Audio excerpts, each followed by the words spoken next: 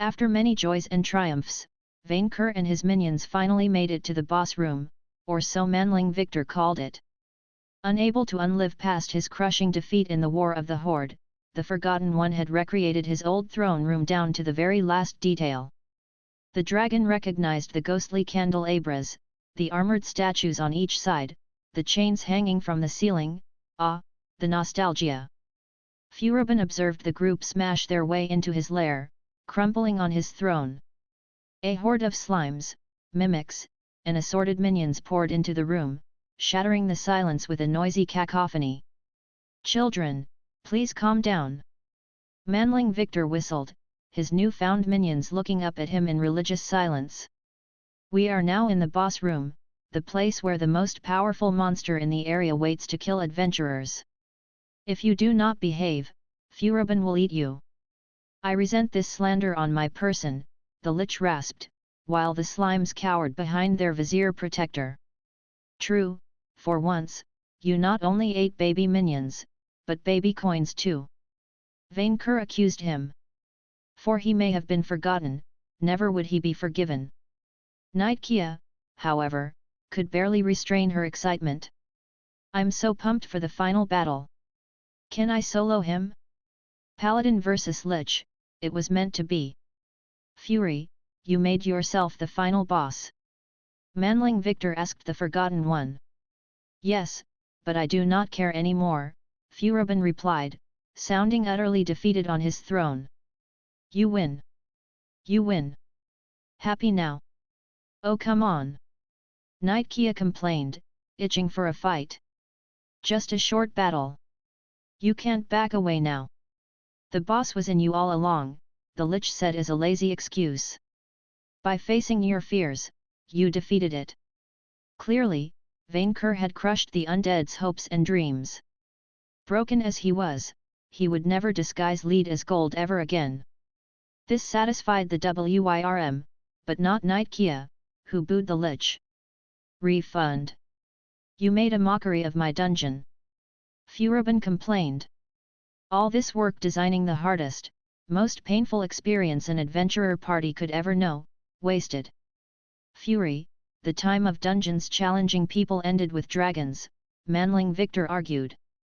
"And that's fine. We adventurers don't go to a dungeon for torture, no matter what the name would imply, we dungeon crawl to have fun, for loot and levels.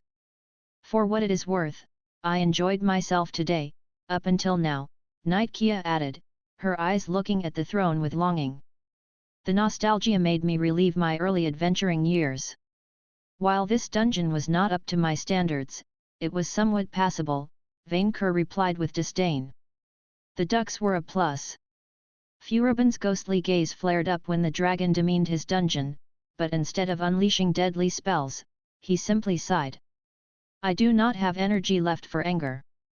"Come on, just a boss speech," Manling Victor pleaded, holding a metal slime in his hands. "For the children! For the children!" Faced with 100 minions gazing at him with their cute, adorable eyes, Furibon had no choice but to oblige.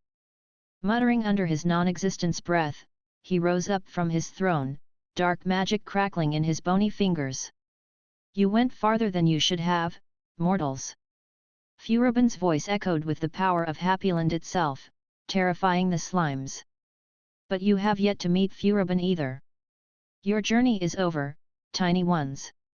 Time to die." The entire minion horde erupted into tears and screams. Furibon sank back into his throne, happy to have traumatized so many children. A strange sound echoed in the dungeon, the flying mirrors that watched the participants during their entire adventure moving in circles around the throne. "Time for the final vote," Camilla's voice spoke through the devices. "I thought this dungeon would be a tragedy, but then I realized it was a comedy all along," Death Jester added. "Even better. Let our participants give their final judgment," Varen finished. "Rate this dungeon on a scale from 1 to 10. 10 out of 10. Manling Victor rejoiced, petting a crying mimic. "It's cute, family-friendly, and scares children straight for life. We have to teach our kids how the real world works, for their sake." Knight Kia hesitated but remained professional. 9 out of 10. It was just the right balance between a relaxing experience and a power trip. The lack of a final boss subverted my expectations, but not in a good way. But I would still come back. Vainqueur hesitated. On one hand, Furibon built his dungeon with great cruelty, and the dragon could never give attend to a place needing a fee to get into. The murder of the innocent, living horde could not go unpunished either. Yet, the dragon had come out of this place with new minions, great rewards, and a full belly. The ducks in particular earned Furibon a few points. 6 out of 10, Vainqueur settled on his final score. Let it not be said that the Emperor wasn't merciful to his former enemies. 6 out of 10. An ember of wrath lit up in Furibon's empty eye sockets. 6 out of 10, WIRM. This is not the worst cave I've been in, but not the best either, Vainqueur defended his visionary judgment. Yet, in his wickedness, Furibon did not respond to this wisdom with humility, but with anger. Change your vote, WIRM, the Lich ordered. No dungeon of mine shall ever get such a poor rating. Nothing can change a dragon's mind, forgotten one. Defeat shall. Furibon snapped his finger, a table materializing between his throne and the dragon.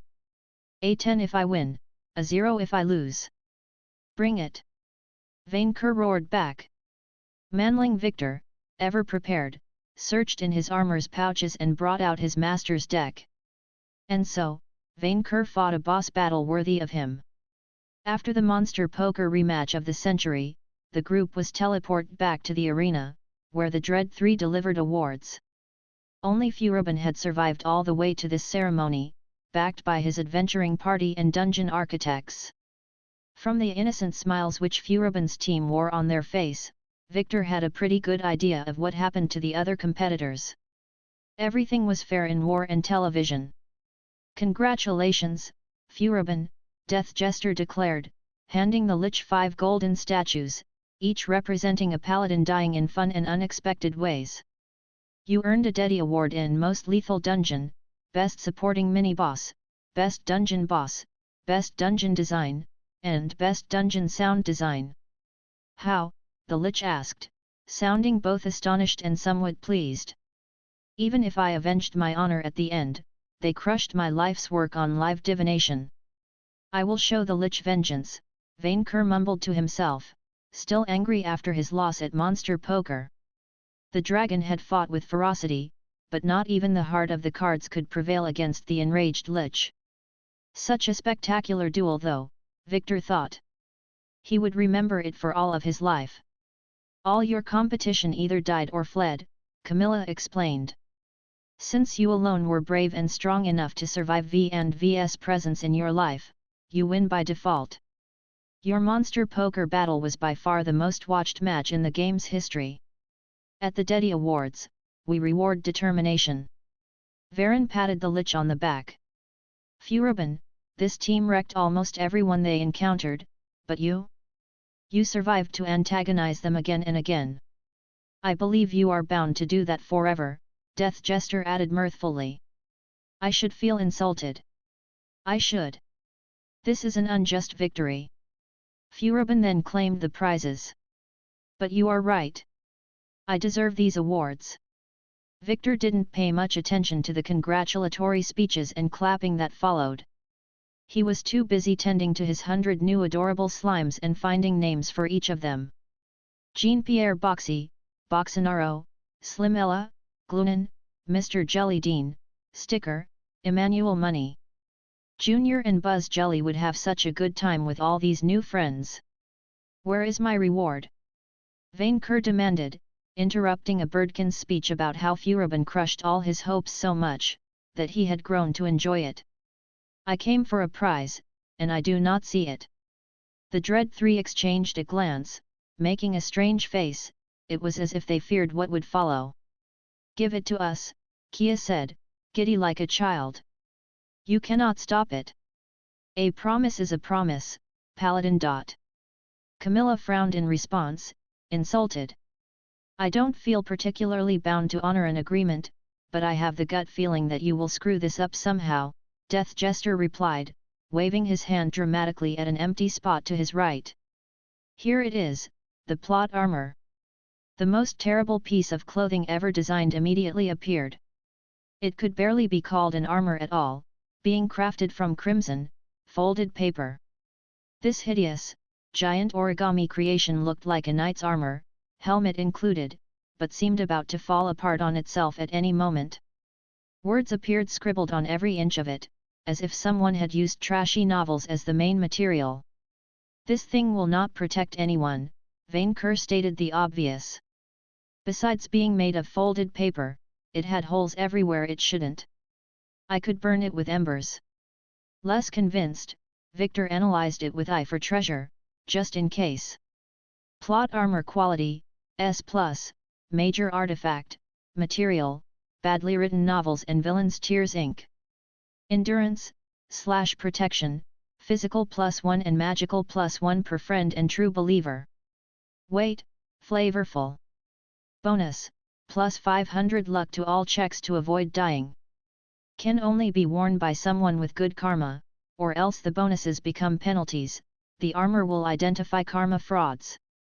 An ancient suit of armor worn by Spoonabards, plucky farmland boys, noir detectives, and countless other unlikely heroes chosen by destiny.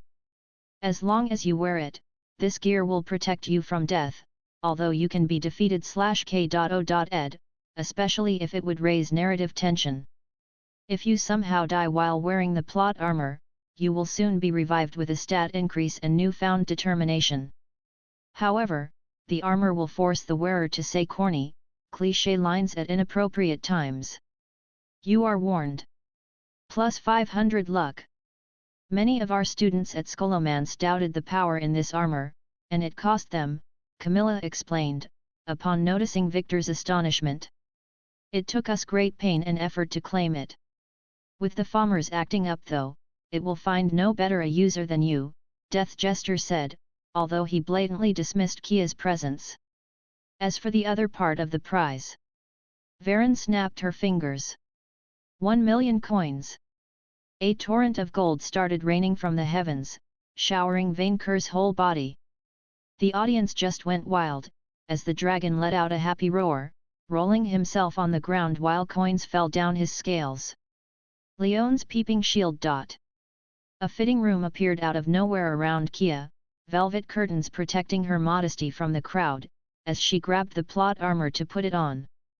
While Vainqueur and Kia amused themselves, and the Dread Three addressed the crowd to pitch the next year's edition, Victor approached Furibon.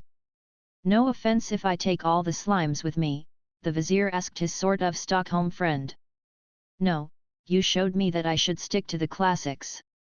I will replace them with mindless, carnivorous undead and merciless golems. Furibon teleported his awards away, emptying his hands.